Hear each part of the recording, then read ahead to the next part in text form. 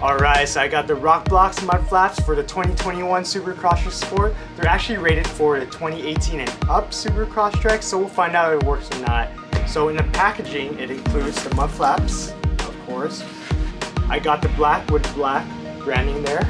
These are the front, and these are the back.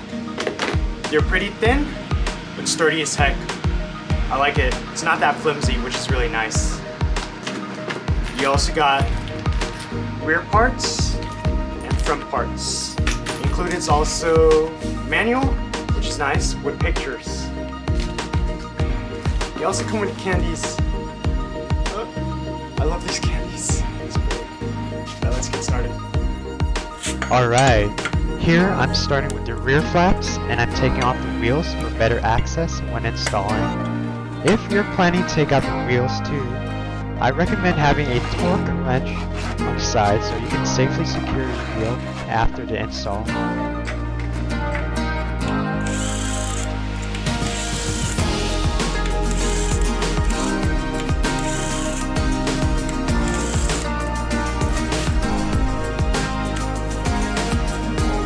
Now, the rear flaps will have two clips that you'll attach like so.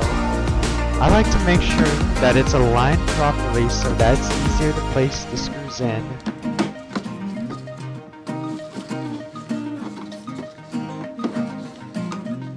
Begin getting the screw and washer ready to mount on any of the two holes, and make sure you tighten by hand first.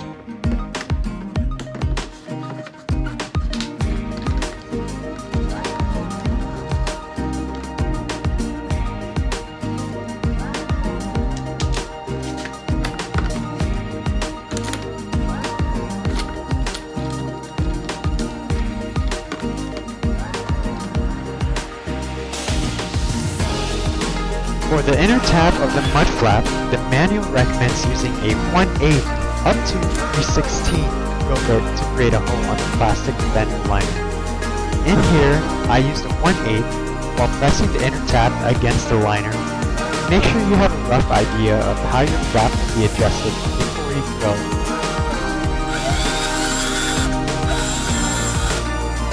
Once the hole is drilled, use a third screw and washer and mount it.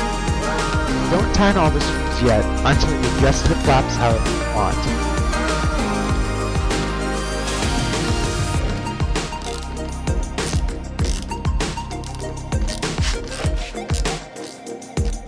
After securing all three screws, you're pretty much done with your rear flaps. You can begin to place the wheel back on, and for those of you curious, I weighed the wheel and the scale showed about 45.8 pounds. So the next step is to like this video and perhaps subscribe if you enjoy the content.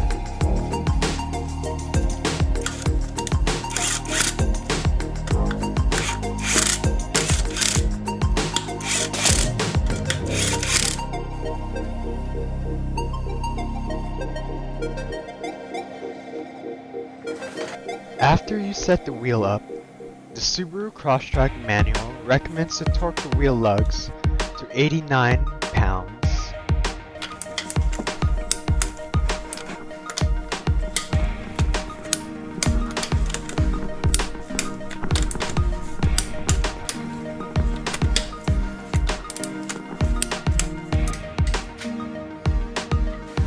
Time to work on the front of the car. Before doing so, turn the front wheel away so that it's easier to work on the mud flaps. There will be 4 plastic clips to remove, 3 at the front and the last one at the bottom. Depending on the year of your model, some clips can be taken out with a flathead or panel remover. Others might need to be screwed loose to unlock it. Keep in mind that if you break one, you can find lots of replacement in auto shops or online. Once you have the clips out, pull out the fender liner so that you can attach 3 clips like so.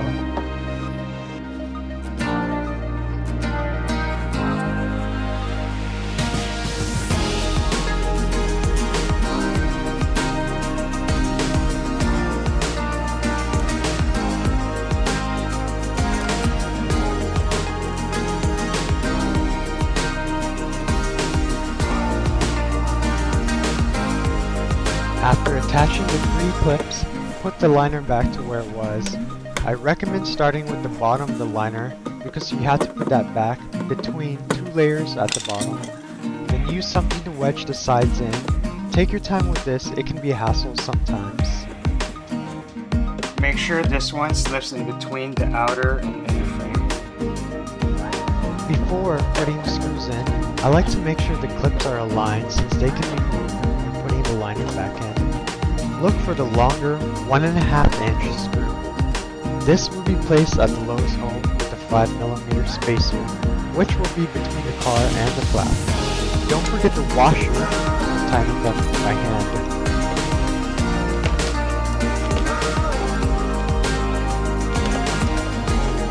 Then, hand thread the remaining 2 screws and washers through the 2 upper holes.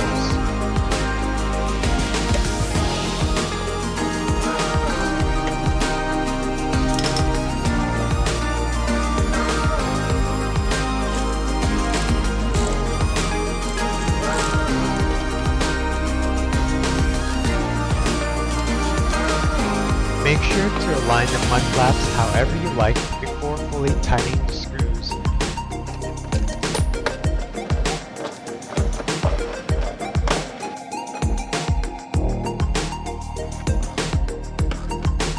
After securing them, you're done, and you can work on the other side. Oh wait, don't forget to put the bottom plastic clip back. Then you're done. Now you can take it out with less worries about a lot of debris hitting your car. A week after installing these, they are holding up pretty well with no issues. Also, I enjoy taking it out on dirt roads a little faster with little worries. Hope you liked this video. Don't forget to like if it's helpful. See you on the next one.